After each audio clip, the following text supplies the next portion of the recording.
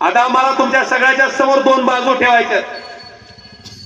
एका बाजूला ओमराजे निंबाळकर आहे, एका बाजूला राणा पाटील आहे. सरळ सरळ आहे, स्पष्ट आहे. आता दोन्ही माणसातली तुलना करा. मला तुमच्या सगळ्याला विचारायचंय नेमकं आमच्यात चूक काय. बांधवांनो, मी घराणेशाहीबद्दल बोललो, मी बोललो तसा वागलो.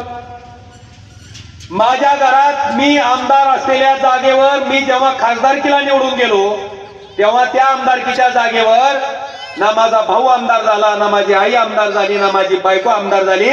कैलास पाटील नावाचं एक शेतकऱ्याचं लेकरू त्या ठिकाणी कळंब धाराशिव मतदारसंघातनं 2 वेळेस आमदार झाला. एक बाजू ही आहे आणि दुसरी बाजू खासदारकी लागली की बायको उभारली पाहिजे, आमदारकी लागली की नवरा उभारला पाहिजे. आता मला वाटलं जिल्हा परिषदला सुद्धा भारतीय जनता पार्टीने चांगला निर्णय घेतला की आमदार खासदाराच्या घरात तिकीट द्यायचं नाही, सामान्य कार्यकर्त्याला संधी द्यायचं. मला सांगा, असा निर्णय घेतलेला असताना सुद्धा जिल्हा परिषदची जागा सुद्धा कार्यकर्त्याला सोडू नये, तिथं सुद्धा सत्तेचा हव्यास, तिथं सुद्धा माऊली तेरमधनं उभ्या टाकल्या. मला तुम्हाला प्रश्न विचारायचा आहे की एका बाजूला सगळी जी काय अक्कल आहे राजकारणातली ती फक्त पाटील कुटुंबालाच आहे का? बाकीचे सगळे बिनाकले आहेत का? बरं, प्रश्न आहे नेतृत्व कुठून तयार होत असते हो? विलासराव देशमुख बाबळगावचे सरपंच होते, तिथून ती मुख्यमंत्र्यापर्यंत प्रवास झाला.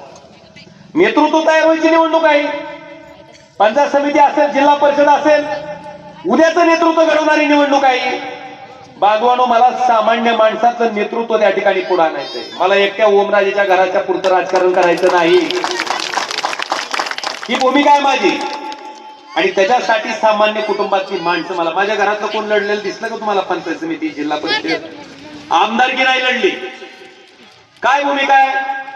भूमिका बांधवानो ही आहे माझी. ही एक बाजू, दुसऱ्या बाजूला ही माणसं आहे की घरातच पाहिजे, ती सुद्धा नात्यातच पाहिजे, ती सुद्धा बायकोला जास्त राहून चांगलं. आता ह्याचा विचार तुम्ही करा. ही एक